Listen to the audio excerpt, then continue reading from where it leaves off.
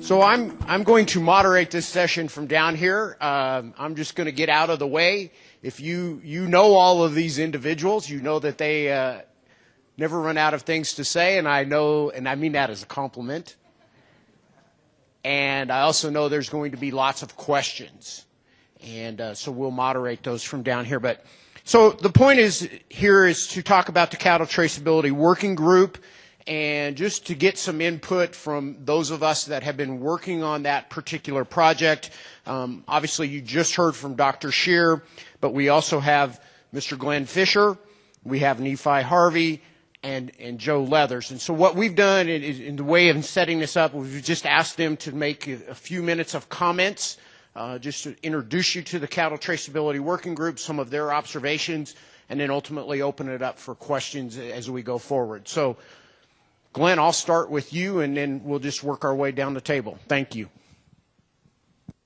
What number are you, Glenn? So, thanks, Neville. Let's start with something you may have seen flash on the screen during some of the sponsor slides that go up, and that was the purpose of even having a cattle traceability working group. I'm going to read, apologies because you all read yourselves, but the purpose of the Cattle Traceability Working Group, which is facilitated, not directed, but facilitated by NIAA, is to work collaboratively across the various segments of the cattle industry to enhance the traceability of animals for purposes of protecting animal health and market access. The CTWG will strive to create consensus among stakeholders on key components of the system, so there's an equitable sharing of costs, benefit, and responsibilities across all industry segments. This group, the genesis came from the September traceability meeting that we had here in Denver, again facilitated by NIAA. It was communicated out to everybody that was in attendance of that group. Raise your hand if you want to be part of it. I think 45 people raised their hand from that group. Who would like to co-chair and drive some of the task groups? And the task groups, just so you're aware, are a communication and transparency task group that Leah Biondo and Nevil Speer co-chair. There's a collection technology task group that I co-chair along with Shannon Wharton. Responsibilities and opportunities, co-chaired by Joe Leathers and Chuck Adamy. Information liability, which is co-chaired by Ross Wilson and Kathryn Britton. And then data storage and access, which is co-chaired by Terry Frankhauser, and Nephi is actually representing Terry and that group here today. So broadly, this is, as I said earlier, a group that is both beholden to no one, but also no one's going to take direction from us. We understand we have to be a voice of the industry. We're trying very hard to listen to the stakeholder groups. Our group, the one that I work more directly with, the collection technology, has focused on 12 key stakeholder segments, and it's as varied as dairymen, calf ranches, cow-calf producers, backgrounders, feeders, auctions, slaughterhouses, transportation, et cetera, et cetera. We're trying to make sure that we're getting input and understanding the concerns that come from each of those groups. When we understand that and we start pivoting to, I think, what is seen as a brass ring by a lot of people, and that is doing something that creates the ability to harvest ID at the speed of commerce, we realize that definition of speed of commerce is a bit of a challenge because it's a little bit different in each of the segments. So we're trying to work through some of those things and be responsive to those types of concerns, and also be responsive to the type of opportunity that this type of system creates. And I think, I believe it was Brian Sterling in his talk yesterday, spoke of not only the tool that traceability is at the macro level, and that's certainly, I think, the focus for Jack and the USDA folks, but it's also an opportunity to create internal traceability and the opportunities to enhance operations and traceability on a farm. And I know even in speaking with Joe this morning, there was a great example on his farm, knowing that an animal that might have had a disease, a PI instance, is in a specific pen, and he knows what calves are involved, and he knows how he can work through and get those sorted out and get that situation addressed. Creating some of those internal mechanisms, internal traceability, internal value creation is the focus of this group. We're going to talk also about specifically how that information flows, and I want you guys to be aware that there's a 2-hour segment tomorrow, so a little foreshadowing and advertising for that session, that's going to go into depth of some of the flow of information and how we envision some of those things happening across the market. This is the best effort after a couple of months of this work. It's not a final product that we're going to be presenting, but you've got a lot of dedicated people that are taking the mindset that we're not going to stop for people that say this can't work. I think for those who I am one of that are the gray hairs that have been around this discussion for a couple of decades, we don't want to go through this again to run into another brick wall. We are going to put something out there for the industry to look at, to evaluate, to tear up, something that works for our producers, works for the collection points, works for the industry, gives us the protection of a disease traceability system, works with our great trade partners north and south of the border, and hopefully something that everybody in this room can be proud of. Nobody is going to agree with everything. It's just not possible. I think that's why we've beaten ourselves up for 2 decades. But we're going to move this forward, and I think, again, with your input today and your continued support, we will get this done. So with that, I'll pass it along to Nephi.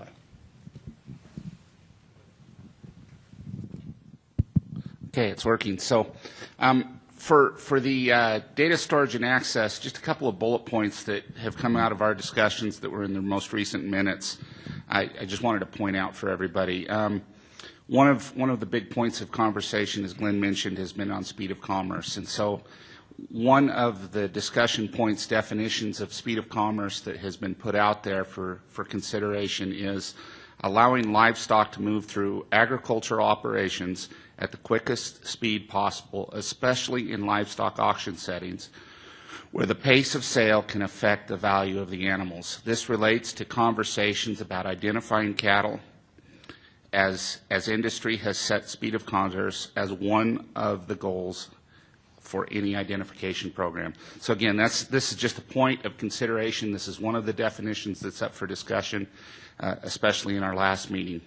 Another major point that's been in discussion right now is around the type of databases that have been to be put together. Again, an informal consensus, because there hasn't been a vote put on it, but an informal consensus of our group has been to have to build and expand upon the current system, that the states receive the data as the main focal point, and then passing that data up onto the federal system as necessary. And that data that the state's receiving is just a small subset that represents the animal and the movement, no private data. And in that same vein, there's been a common point made of no CCIA or MLA like Australia's system, where there's a separate single entity, non-governmental entity, but it's a system that we're working through the states on. The last comment that was made in the last meeting is that timelines are important. Time is of the essence to make this happen. Don't drag our feet. Implement in order to prevent a moving goalpost. Let's make this happen. So those are some of the key points out of the last minutes, and this will pass it on to Joe now. Well, I'm on a responsibility and opportunities committee, and Chuck Adamy is the co-chair, and I've got to thank Chuck publicly. He's been a tremendous help through all this, so thank you, Chuck. One thing that I have learned through this process is don't raise your hand. You can be ankle deep in something, and if you raise your hand, you get neck deep. So I have become neck deep, and I'm really not sure how I got here, other than raising my hand. Whenever I accepted being a co-chair of the Responsibility and Opportunities Committee, I really didn't know what that meant. But what that has evolved to for me is we've got to look at the responsibility of that group and how they address things. So I had to do some serious thinking on what that actually means. So, and I've heard it mentioned this morning several times, industry, stakeholder. Well, who is that?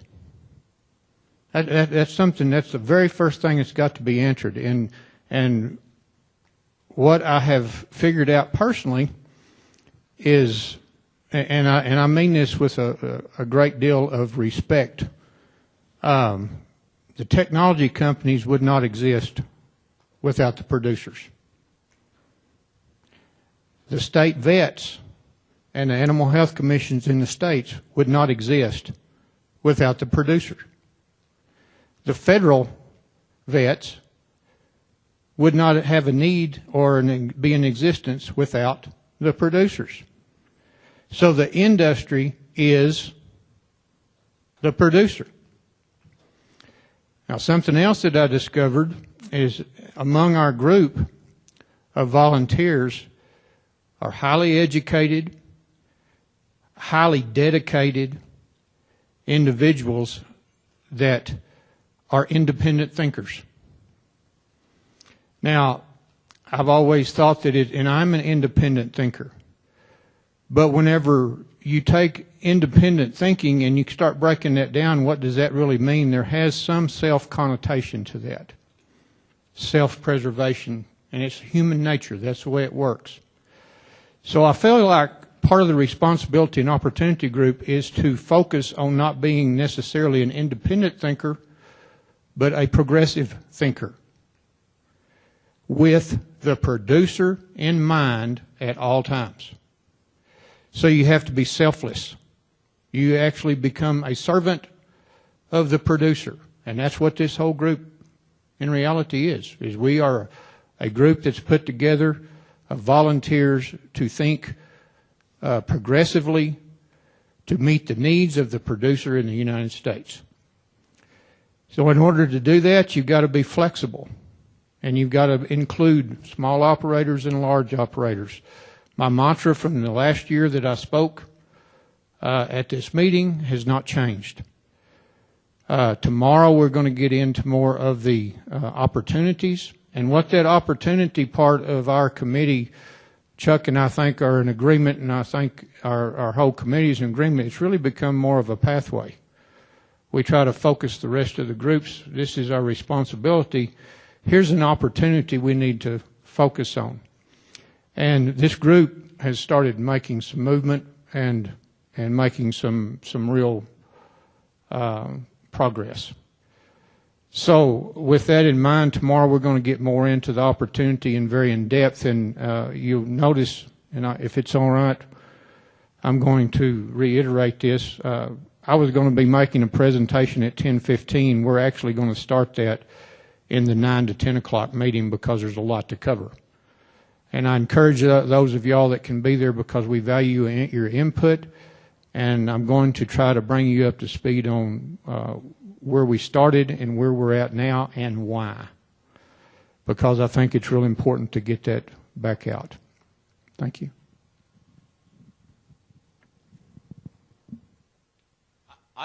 I want to say one quick thing. First of all, these three guys have been champions in terms of this cattle traceability working group.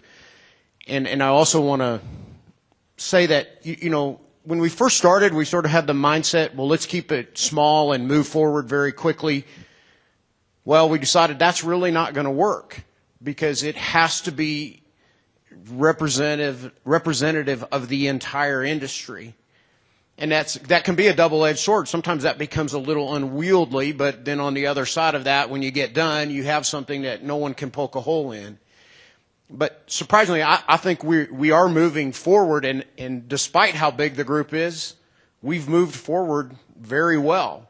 And there's been some real tangible progress here in especially last 30 to 45 days. So with that, are there any questions out there for the panel that, as we talk about the working group and where we go and mesh that with Dr. Shere's comments here just previously?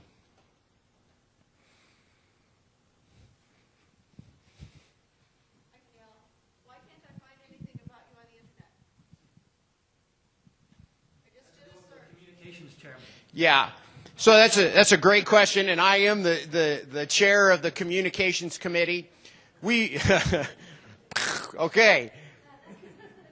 we've decided that, I mean, it's public that the working group is out there, it's working, but until we really come up with something definitive to say, this is our recommendation, that Dr. Shere, this is where the industry wants to go, there's no sense in putting something out there, because then otherwise we just get into all of these multiple iterations.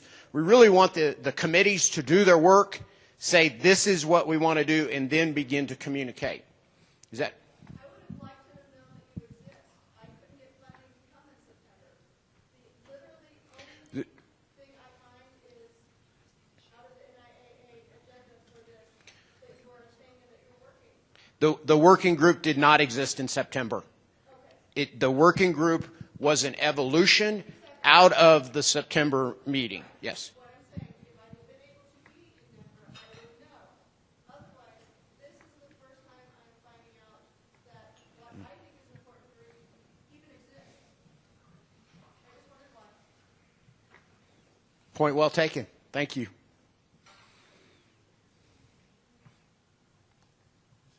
Any other? Neville? Yes.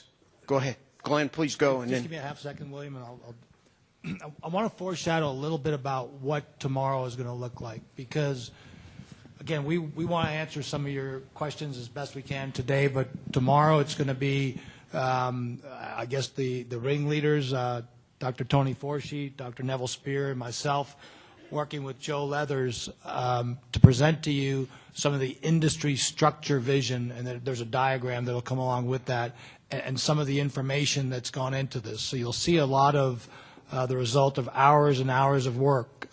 Each of these task groups have been meeting either weekly or every other week for the past 4 months. The co-chairs, we meet, we have a standing Friday morning call, and we're moving these topics forward. So point very well taken among communication, because we need the consensus of the industry beyond just 45 people. But I think, as Joe alludes to at different times, you know, smaller group will get it done faster, bigger group will represent the industry. We're just trying to find the sweet spot right now and take as few arrows as we possibly can. Tomorrow we're going to put a couple of really key questions back to this group, because there's some things that we're wrestling with. Some of that has to do with speed of commerce definitions. So we're going to ask you guys, and again, I'm just really foreshadowing, think about what defines speed of commerce within your experience, because that's going to be a real helpful thing to come to the meeting with tomorrow. We're also should let you know that this is envisioned as an enhancement of the existing systems we have today. We have a very good start with the interstate movement of adult cattle and dairy cattle.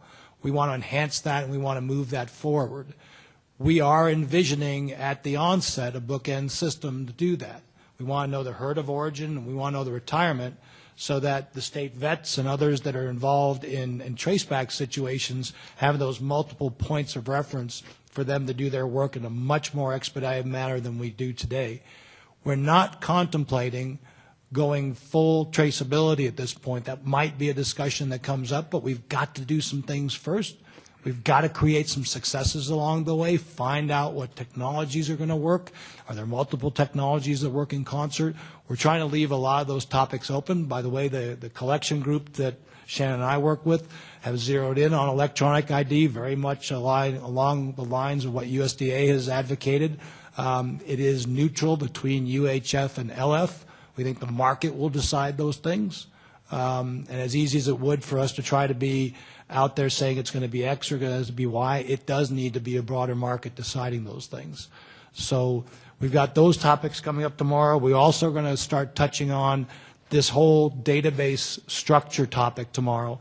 Understand a lot of dialogue has gone into it, and we've discussed, as an example, the CCIA model, where you have an agency that's representative of all the key stakeholders in the industry, having a dedicated agency. And I'll give Ann a little bit of a shout out. I mean, there's roughly 30 people within your organization that create the agency, and in Canada, other parts of the world have thousands of people in their traceability networks. And Canada's found a model to do this driven by industry with a very, very Spartan staff, and has done remarkably good work. And Canada is basically getting the benefits of some trade opportunities that others don't have, that don't have those types of systems. So we were very happy to have them, and Deb made some good points today about the value add that's coming into those opportunities as well. All those things have to be part of our mindset, all of our consideration as we move this forward. We'll talk about that tomorrow as well. We'll ask your input. Do we need to have a pure distributed system where it's a lot of private systems with producers getting choices of access through different private systems, and the ADT system with the 840 numbers, which is the official ID number? That system stays in place. That does not go away through any of this. So anybody that chooses an 840 tag, you're already in the system. You're already compliant. So we've got a lot of pieces coming together, and we'll spend quite a bit of time tomorrow going through that. But this is a little bit more of a deep dive opportunity today ahead of that. So I'll stop there and pass it to you, William, and then any other questions that come up. All right, so since the genesis of your working group, what have been some of the challenges and some of the successes that you've seen from that beginning until today?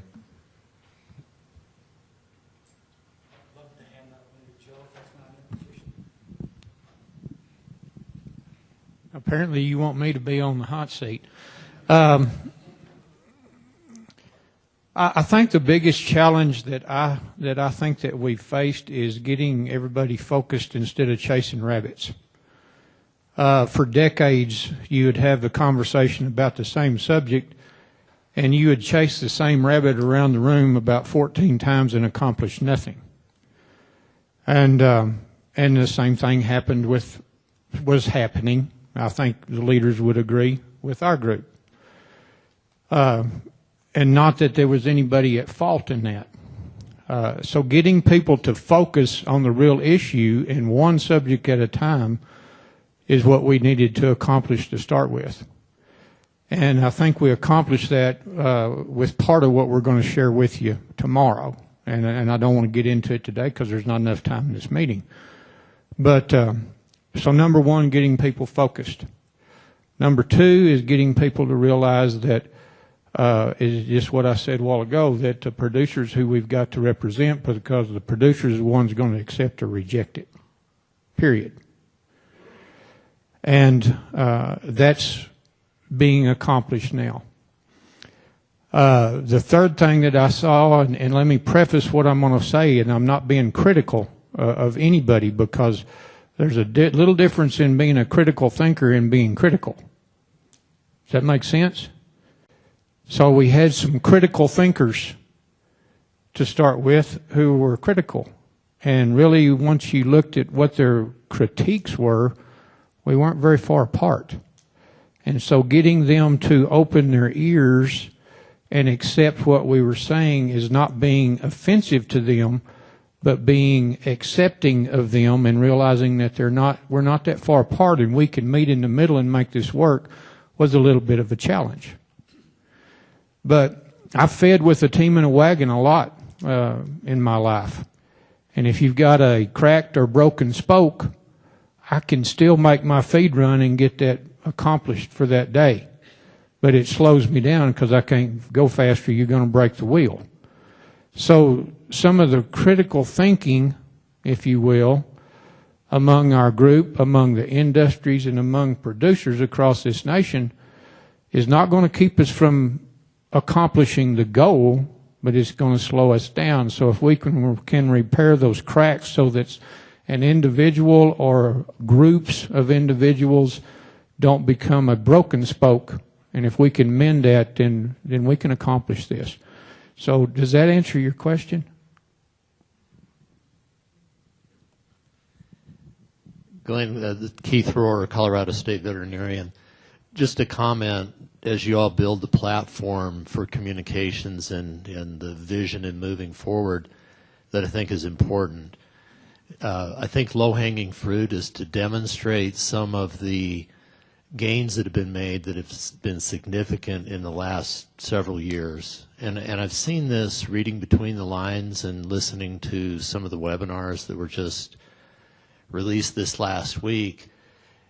And I can understand why, there's not a full understanding on the part of producers what the system is today and what its capabilities are. I think there's no question that what we have today is significantly ahead of where we were a number of years ago. 5 or 6 years ago in Colorado, we had everything was paper-based. And you all have seen the slide. Neil Hammerschmidt showed it a number of times where we're looking for horses from 6 counties in Texas, and we could do it. It took us 24 hours to go through 8 or 10 boxes of CVIs.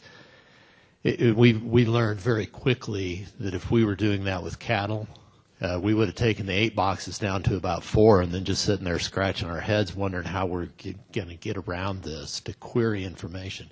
We're not there today.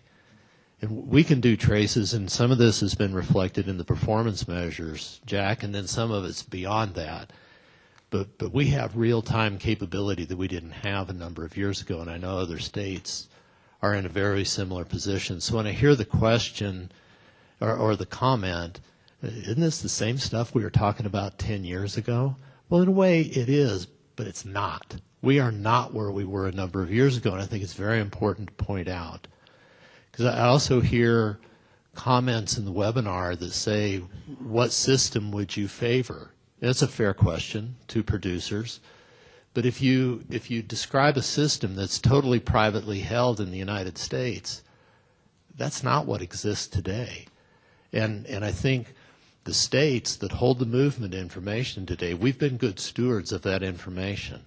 I can't speak for every state, but we're not sharing data where it's harmful to individual producers. And FOIA concerns, Colorado is lock solid. Maybe it's too solid. I can't share data with anyone, and I only look at it for disease purposes. So I think there's some foundational things that we can point out that are positive and are optimistic, that paint a good picture of where we're at today, that should be an encouragement to the industry. Keith, thank you for those comments. Those are great points. And just to add to that a little bit, private industry is in a different place in utilizing this technology than they were 10 years ago. So you're right. The environment that we're trying to introduce some of these topics into is already years ahead of us, and that's a great thing. It's one of the challenges I put to some of my peers within my company. We're a technology company, and we have platforms all across the world. And, we do get poked a bit in the U.S., like, how come you and India are the only two don't have a viable ID program? And I'm like, well, point taken, and we're working on it. But let's also understand what industry's done. And I've vetted these numbers. They're not just my numbers. I've vetted them with Datamars, with Ytex, with Nephi and his group. Last year, over 10 million animals were identified with RFID in the United States. And that's just in 1 year. So however long animals live, that you can argue there's 20 million animals that are with electronic ID right now. That's because industry's created a value. I mean, there are people that, whether it's software programs, whether it's management programs, whether it's marketing opportunities, associations and identifying what animals create better genetic value, et cetera, industry is finding value they already have. What we're trying to do now is, and I apologize for the terminology, but we're corralling the cats a bit. The cats are already out there doing things, and most of what they're doing is really good. We want it to be accessible for everybody, and we have a great system for the issuance of 840 tags, and if you as a producer are going to buy an 840 tag, you're in the system, and your animal is identified to the herd of origin, you're done. But a lot of folks don't go that path. And from our experience, we can see from a unique position of being an ID supplier, more than half of the market chooses not to utilize the 840. They use the 900 series, the manufacturer-coded series tags. And they're making a decision. Some of it's because they're not educated. Some of it's because they really are afraid of the black helicopters or whatever the heck, and that's just part of the ecosystem we're dealing with right now. The fact that it's out there tells us the system can work. We've got models all around us of countries and groups that are making it work. But the best news, again, that I share back with my constituents globally is we are finding value here that nobody else is bothering to find. Other parts of the world, they're doing it because it's regulated, and it's a cost. The good news here is we don't have an example of a pilot project or 10,000 or 50. We have tens of millions of animals that are creating value because if they don't, people vote with their dollars and they don't do it next year. So we've got a great base to start from, and I think it's just a challenge of herding that and corralling that into something that we can put in front of people, saying these are the viable next steps. And I'll steal a little bit from an email I literally just got from Chelsea. We're trying to focus on better implementation of the ADT system, the current system, because it's good. It's got some great core principles that we need to make sure we are adhering to and respecting. We're expanding that to enhance the ID that's collected on current animals. It's just a pain to do those bright tags. And if somebody wants to go in the market, I don't know if you've tried to read bright tags. I have, and it's not fun.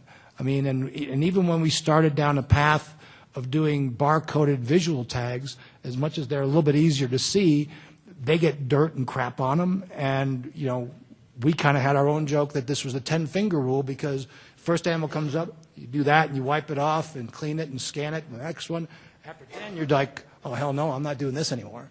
And that was the evolution that brought us to focus on electronic ID. And we really do think we have an industry that's acknowledged the value of this technology, that can take this forward as part of a value creation system and an ADT system that we win on both sides. So.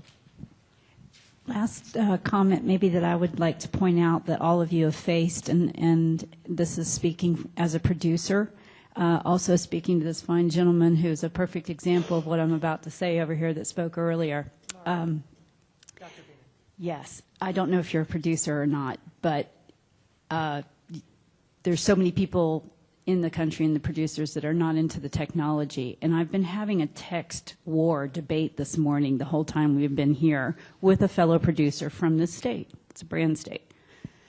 And he is arguing as to why his brand is adequate and should not need individual traceability on cattle. And it's very apparent to me that we have a very big job ahead of us to a lot of producers to please make them understand, to keep it simple. We're merely asking for them to put a tag in their cow's ear. We're not asking for them to get on computers and have databases and put all this information, because that is a real big problem of perception.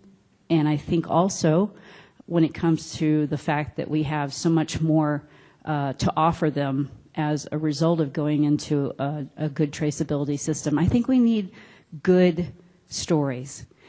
Like NCBA can say, what, $50 a cow? I don't know what it's up to now from exporting our beef abroad. It's a big number that goes into my pocket as a producer. We need to have those stories, exponentially more markets will be open, and instead of 50, maybe it would be $100 in your pocket.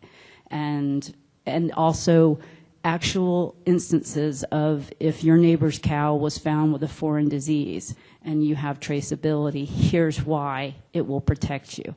I think we need to come up with some really specific examples to market and promote to producers to get them on board. Excellent point. I agree with you 100%. I live in a brand state, and we're not going to do away with brands. This is adding a tool to the toolbox. You just stated the reason that this has to be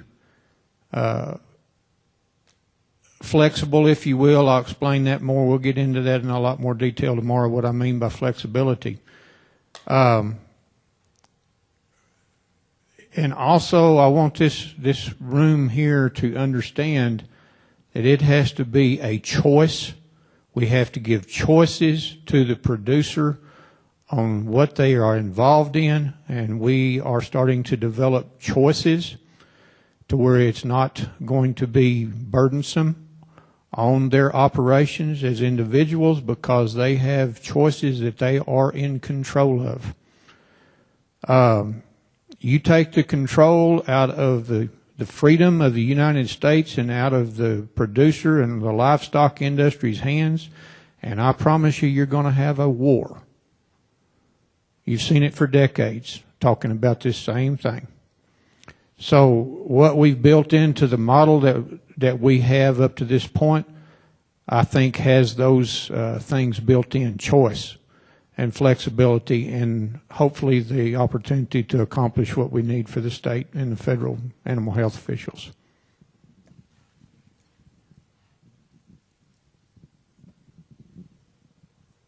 Any more questions? Yes, right here.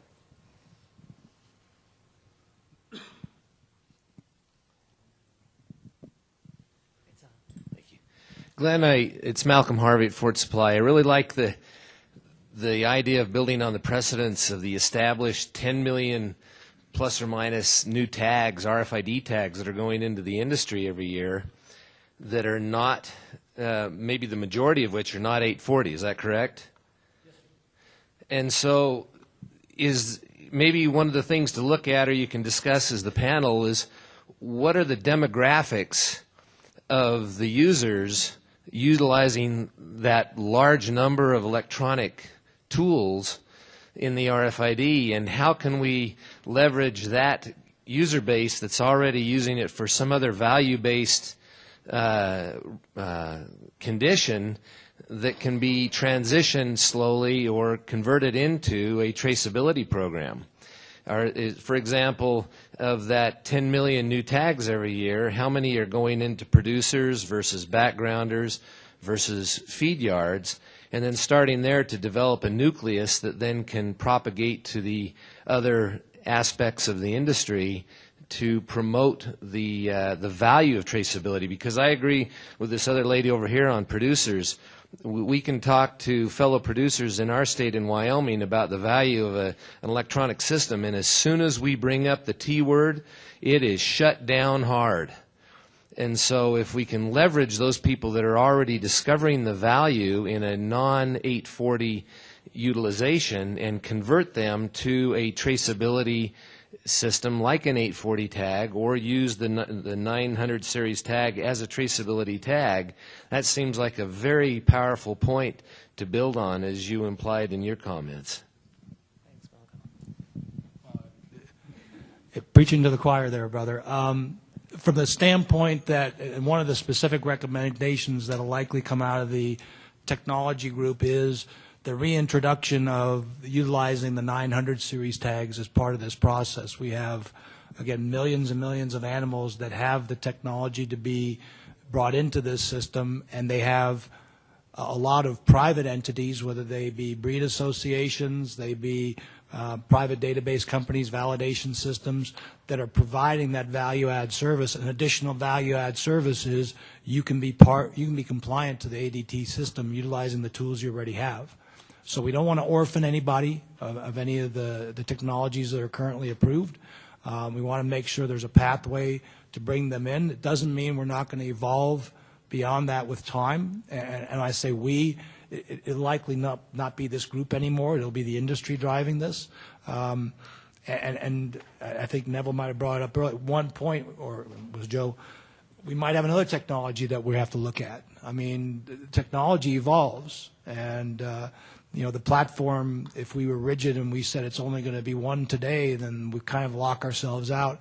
I think the fact that we're starting with an open slate and being inclusive and trying to bring everybody in and show this as an added value creates that opportunity to pivot to the next viable technology. I heard today about tissue sampling that may be part of the ID. There could be biometrics as we go forward. There could be things that we aren't even dreaming of. So I think all that has to be part of the structure that we put in place now, and we have to be open to all of it.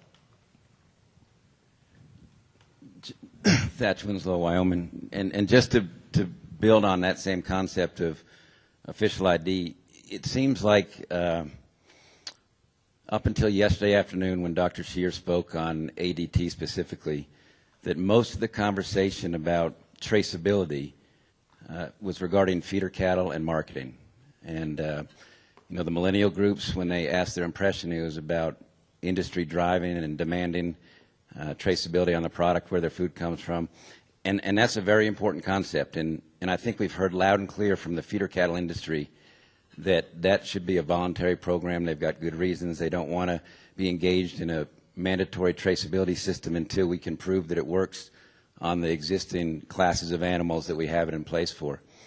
But I think we need to be careful when we talk about traceability as one subject or as one program, because feeder cattle traceability for marketing is very, very different than breeder cattle traceability for disease programs, tuberculosis, brucellosis, whatever it may be, foot and mouth disease. And I know that 10 million tags is an impressive number, but because so many of them were 900 series tags, I think that most of them were going into that value-added part of traceability. They're going into the QSA programs and the PVPs in feeder cattle, and that's a good thing. But that is not going to help us in our breeder cattle traceability other than buying into the concept, buying into the technology and how it works. So I said, I'd just like to see us be careful as we move forward not to merge those two forms of traceability into one, because we do have a program that is mandatory. It's the ADT program. It's been effective, but it can use improvement. And the working group pointed out areas, as Dr. Shere pointed out, that can be improved and it can grow. And we don't need to assume that just because the industry is very vocal about we want voluntary programs, we want to go one step at a time on their marketing programs in feeder cattle and have that impact the importance of our current ADT program and how important that is and the few things in it that need to be addressed to make it better. Can I ask you a question to clarify something? Yes, sir. If you, as a producer, have the ability to choose, I mean, right now we've got, it's already mandatory to trace interstate movement on adult cattle. It is. It's just a matter of the type of tag you're using. But if you as a producer have a choice to remain the same in doing just what you're doing today with the added enhancement of electronic ID, and then you have the choice to get into the value added, would that alleviate your concern about expansion? First of all, I'm not a producer, just to clarify. I'm a veterinarian. I practiced for 17 years, and now I'm with the Livestock Board.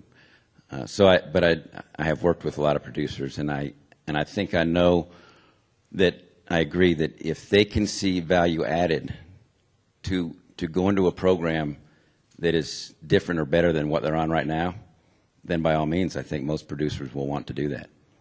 There lies what we need to accomplish in any kind of thing that we come up with. I want y'all to understand and I don't think anybody in this group would disagree with me. If you do, speak up. It has to remain a choice in the producer's hand. We have already in place some mandatory traceability. It's how do we include intrastate, not interstate, intrastate trace. How do we include the 900 series tags for a period of time until we can possibly phase that out? How do we get the industry, and I'm talking about producers, to understand that you are going to be in what we're working on now, you are going to be in control of your own data. You have to do nothing more than to enhance the already in place disease traceability program portion.